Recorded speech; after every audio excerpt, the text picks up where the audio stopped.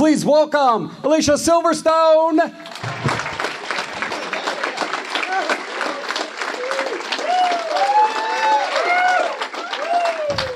Thank you so much and welcome. Thank you. So nice to have you here. Thanks. First time in Pittsburgh? I think it is my first time in Pittsburgh. It's really pretty. Thanks. I didn't expect it to be so beautiful. It was all green driving here. You caught us on a good day. Yes, it's very pretty. So before we get to questions, I'd like to ask, I hear you're slated to be in the next season of American Horror Story. Is there any... I'm in American Horror Stories season finale.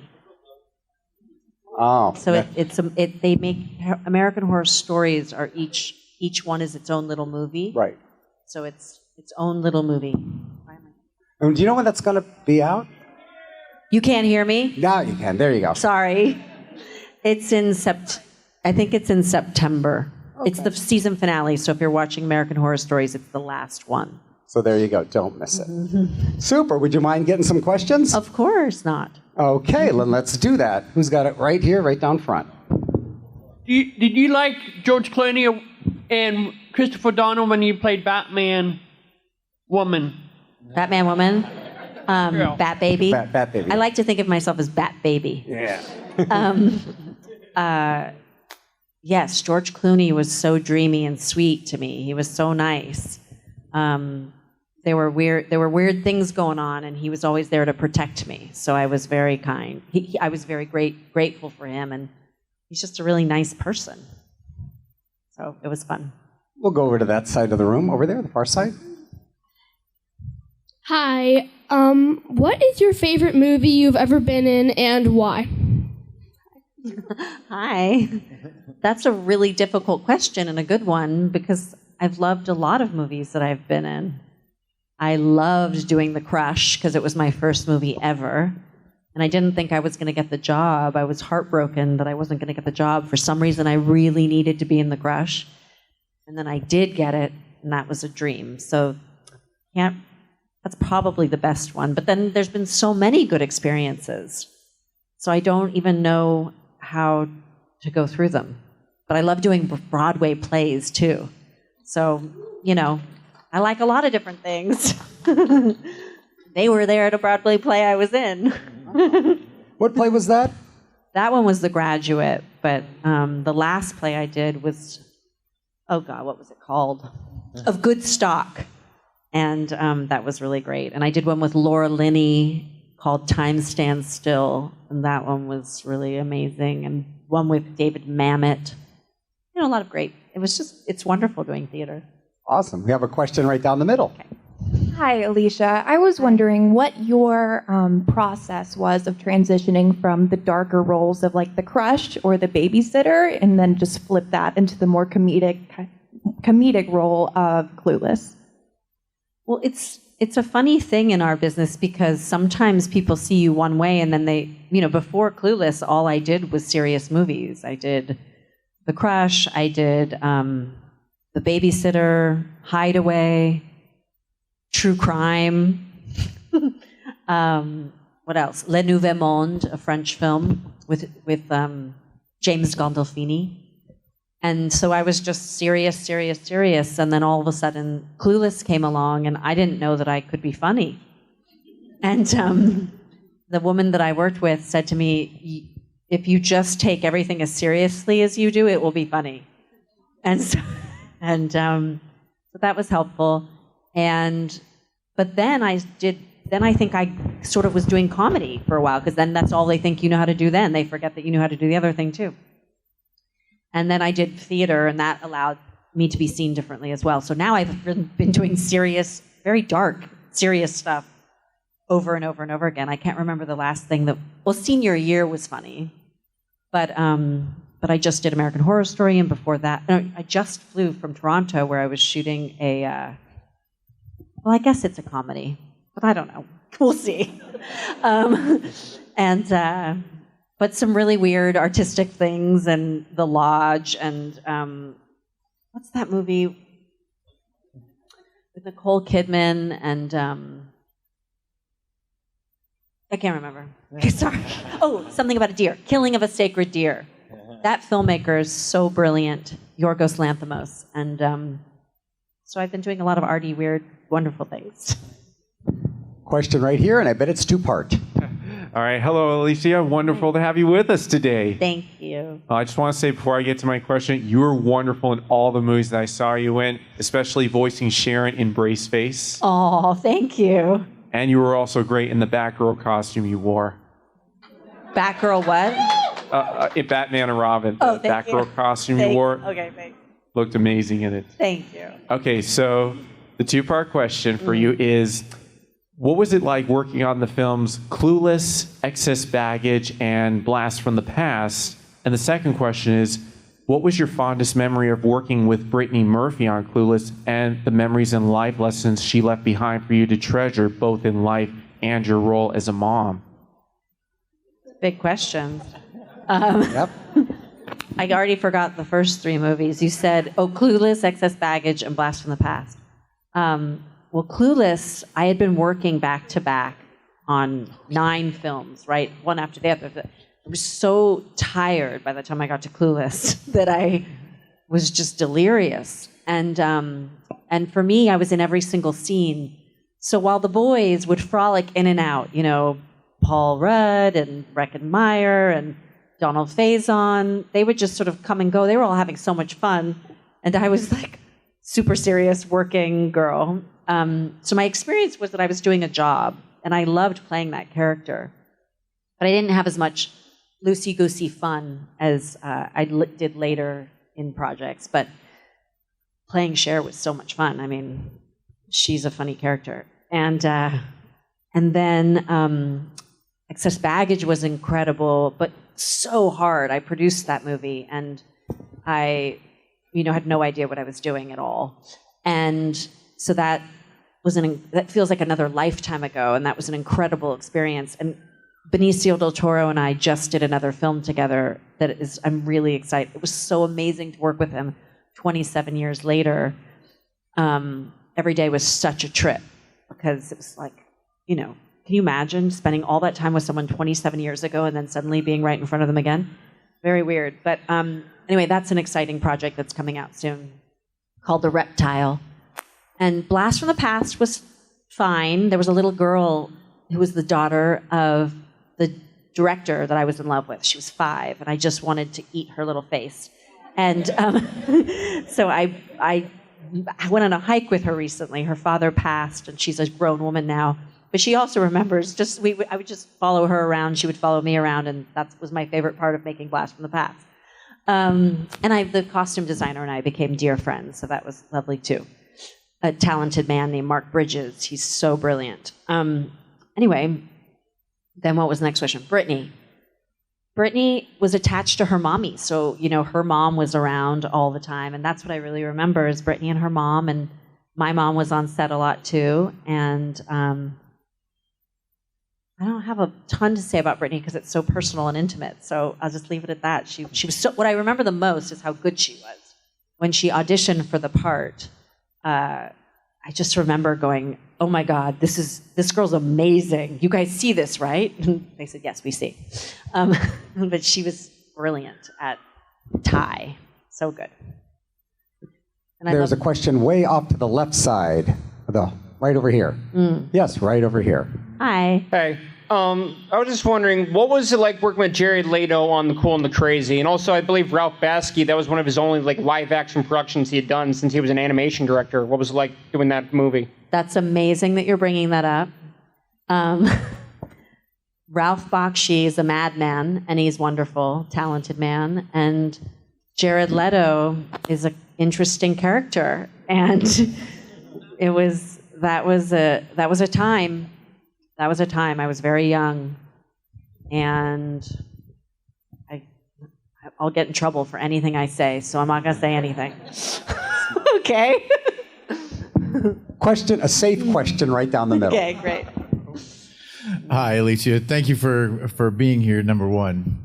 Thank you. Now, my question to you is, now that you've run the gamut from teen star to adult actress and run different categories of entertainment, which was your favorite medium or project and why?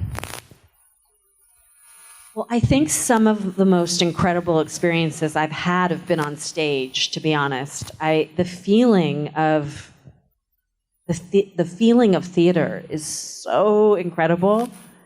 And I remember doing a play with David Mamet called Boston Marriage, and it was with Mary Steenburgen and Rebecca Pidgeon, and I played their slave housekeeper, but they called me Slavey. I think that was my name, Slave, and which is not cool. But the direction. It was just I was a little Scottish maid, is what I was, and I don't know, the experience every night.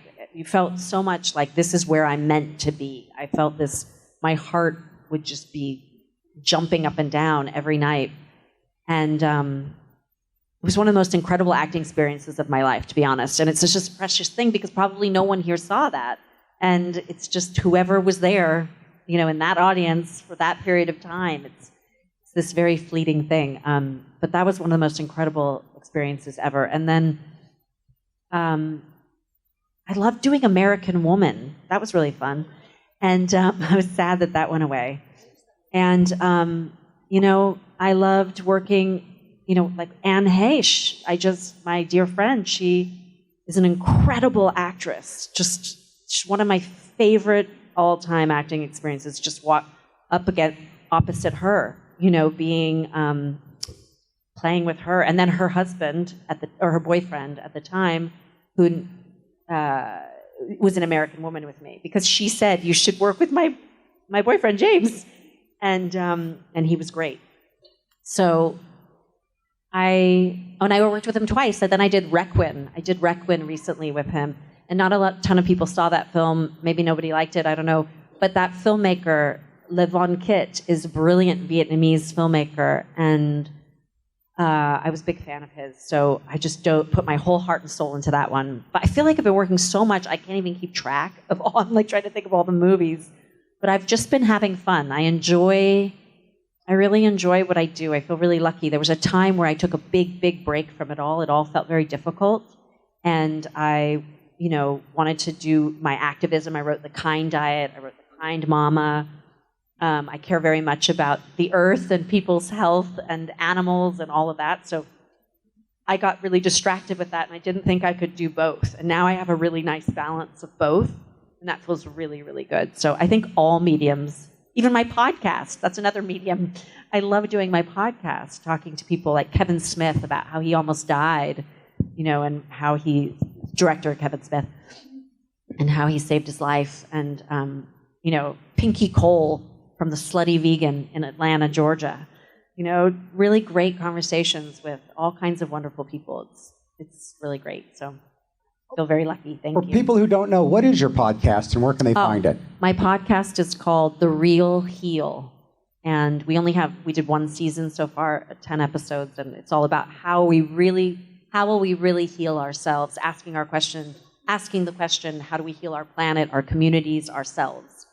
And talking to friends and doctors and all kinds of really interesting people about that question, about deep healing, because we all need it.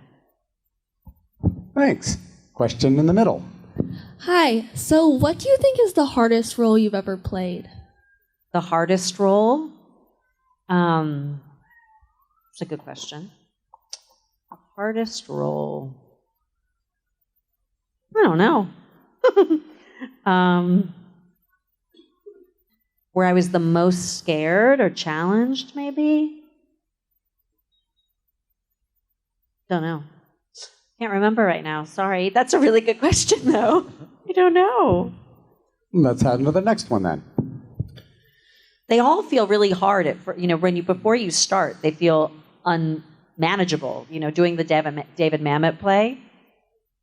And then all the plays, just these monologues you have to learn. And when I read it, it seemed like a good idea. And then when I'm doing it, I'm like, this is never going to become part of me. I'm never going to get this. And then you do. Or when I went out to do The Graduate with Kathleen Turner, I remember she she walked into my dressing room right before we were starting, and she said, you know, in her deep, gorgeous voice, "Darling, are you ready for this?" And I started screaming, "No, I'm not ready!"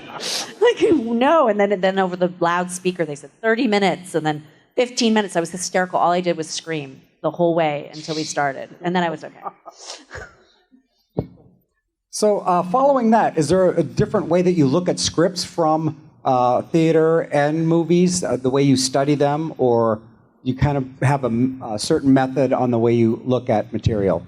Do you mean to choose what to do kind of thing? No. To prepare. Prepare. No, I guess it's the same. I just know that with theater, the luxury you have is that whatever work I do beforehand, I'm showing up and I get a whole month to work on it. And when you're doing a film, you know, I was on vacation and I flew from Greece to Toronto to do a film, which I didn't know I was going to be doing. It just happened out of nowhere. And so I was jet lagged, upside down, crazy, and just needed to learn it in, 5 minutes kind of thing. I just turned around. And I can do that. That's fun too. I knew that it was possible. It wasn't too complicated. Or American Horror Story. I was in the kitchen making tacos for my kid and making a video, and my agent called and said, "Oh, you need to be somewhere on Tuesday." I said, "No, I'm going to Yosemite. I'm already leaving." And that turned out that I couldn't go to Yosemite. I needed to do this show. And I thought it would be a small part, but it's the lead. I'm in every single scene, and there's massive dialogue. So, yeah, you just sort of, everything, you just take it as it comes. And that's the fun of our business. You never know I don't know what's going to happen tomorrow. Never know. And we have a question coming up now. You never know what that is.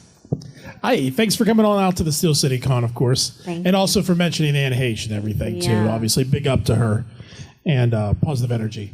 Hey, quick question. You mentioned your 2 books, and specifically also the vegan one. What's a good, quick vegan thing that you think everybody should try? What's a good, something we can just take hold of or something along those lines? Thanks for asking that. It's my favorite thing to talk about. I have a YouTube channel that you can go see me cooking all kinds of yummy dishes that are very easy. The go-to thing in our house that's really easy so that you're getting everything you need nutritionally are the great tacos, because who doesn't love a taco, first of all? They're so delicious. And you can make them so healthy and so good for you. So that's probably the best thing for a quick, easy thing to do. But on my YouTube channel or on The Kind Life, you can find all these different things that I make. And in both books, there's great recipes. There's this one's delicious, but it's a little fancier. But it's crostini with leek and artichoke and pesto and mushrooms, and it's so divine. If you're having a little party, that's really nice. Or you could do the cheesy, easy guacamole dip, which is really good for ball games, right?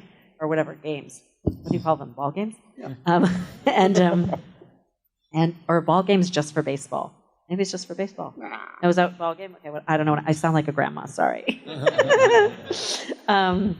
But I think that reading The Kind Diet or following me on Instagram and seeing the stories of what we cook and make, the amazing thing is you really can make your life better through food. That's if I share any secret of my life with anyone, it's the magic of what food does. From meal to meal, you can feel the difference.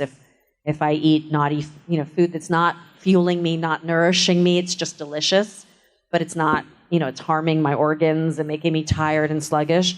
And then you could just change that in one meal. The next meal you have, if it's filled with lovely veggies and brown rice or quinoa, but done beautifully. I'm not talking about boring, gross food. I'm talking about delicious food. And, beans or tempeh or seitan. And then all of a sudden, you just feel so vibrant and awake. I used to take allergy shots twice a week and an asthma inhaler all the time, 3 times a day. And I had cystic acne all over my face, and my nails were really brittle. And once I went vegan, immediately, I just sat taller. My whole energy shifted. I felt like I could walk through the world knowing that I wasn't contributing to suffering. That felt really good to me, knowing I was on the a part of the solution and not a part of the problem. And just my health changed. I no longer needed an asthma inhaler. I no longer needed allergy shots. My allergist called and said, "Why have you not been here in a year?" And I said, "Well, I don't have any allergies anymore." And he said, "What did you do?" And I said, "I went vegan." And he said, "I've heard that works." And I said, it did. And I said, "But why didn't you tell me?" And he said, "Well, I wouldn't have a practice, would I?" And he was joking, but was he? So I just noticed that everything got better. I haven't needed any medicine since then, and except I did get in a dog fight, and I had to have a bunch of stitches in my legs. And then that I needed I think I had to take antibiotics for that. But other than that, I've never had to take anything, So I think it's a good idea to get your legs sewed up if it gets ripped apart. Good. I'm in favor of that. But food has been my medicine, is the point. A real quick plug. What is your YouTube channel?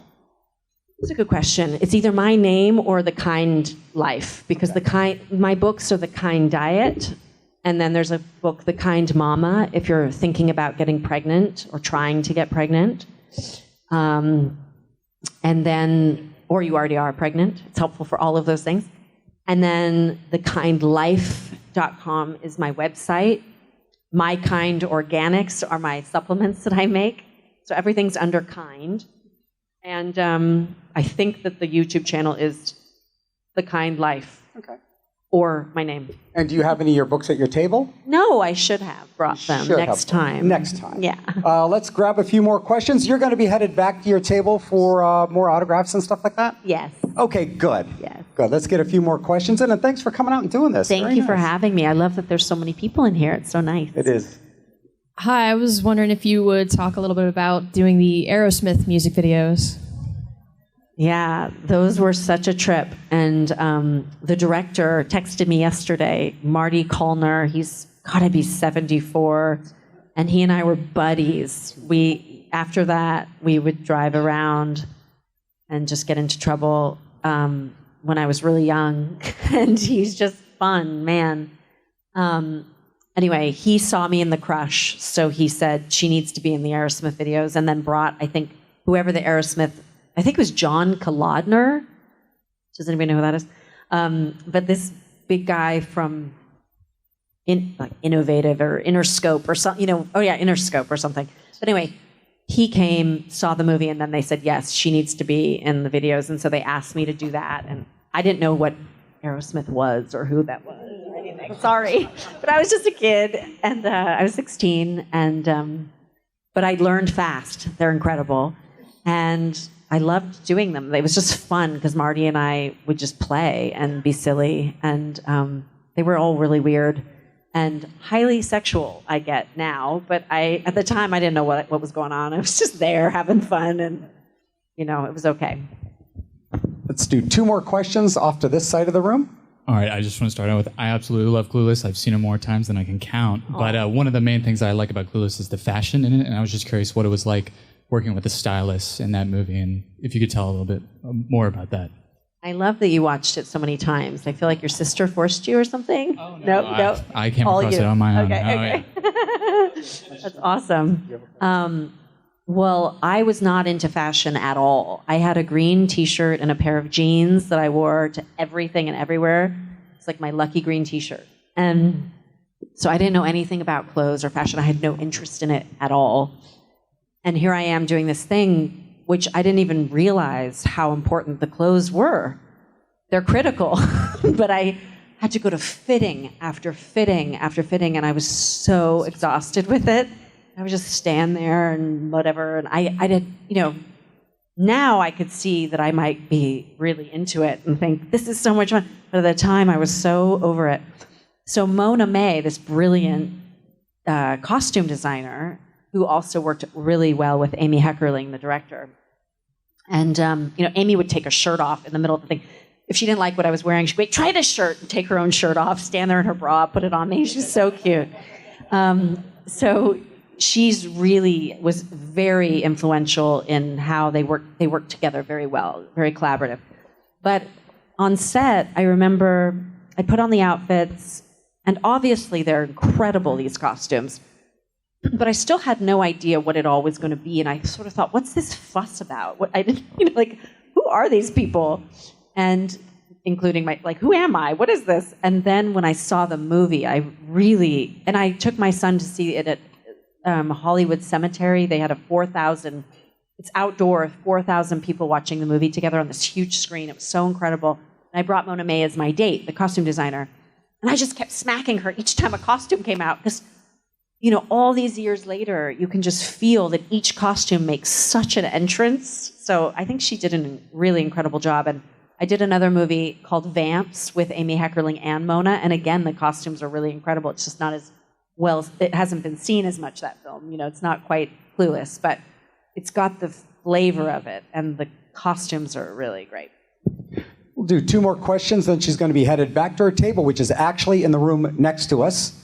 So let's get the 2 questions, one right here. It's kind of a 2-part question. One, what was it like working with Jennifer Coolidge? Because I feel like she'd be hysterical to work with. Did I work with her? In Clueless? Jennifer Coolidge is in Clueless? The mom, right? No? No, but I love Jennifer Coolidge, and I hang out with her and party with her. Apologies. She's fantastic. And I guess the second part I would love to work with her. Is, the little snap flirtation move that you do. Who came up with that? And do you still remember how to do it? Snap? Yeah. Wait, tell me what that is? The little flirtation move where you flip your hair up. Oh, this thing? Yeah. Is that what I did? Yeah, it was like you kind of bent down and you did the whole little thing. Oh my God, I don't know. I'm sorry. 2 strikes on a 2-part question. I'm so sorry. Off to the back. Let's make it good. Hi. First of all, I want to say that we absolutely love Clueless. My daughter and I watch it all the time. And my question is, American Woman was incredible, and I'm so sorry it didn't get a new season, because it was so good. You were so good. What was it like to work with Kyle Richards? She seems incredible. Well, a funny story about Kyle Richards is, again, I didn't know I'd never seen that show. And so I got asked to go have a meeting, and I knew that in the meeting there was, in my mind, a guy named Kyle, a guy named Alex, and a guy named, I can't remember right now. And so when I got into the room, I was like, where's the other guy? Where's Kyle? And then I realized, oh, Kyle's a girl. And that was really fun to meet her. And she's a very strong, cool woman. And the most time I spent with her, I would say, was having dinner with her after we were done. We all had dinner. She and I had dinner with Ginny, a producer on it. So that was fun. But, it's based on her story, but it's very loose. The show creator really took liberties and made it's what it is. So my involvement with her was not so much, but she was lovely. Well, thank you so much for doing this with us. Thank you. So nice to have you. Let's give it up for Alicia Silverstone. You can do better than that. Please check out her YouTube channels, website, all that good stuff. Thank you so much. One more time, she's still in the room, Alicia Silverstone. Hi, this is Aaron Ashmore, and you are watching Fandom Spotlight. Be sure to like, share, and subscribe like now. Oh, and have fun and follow your fandom.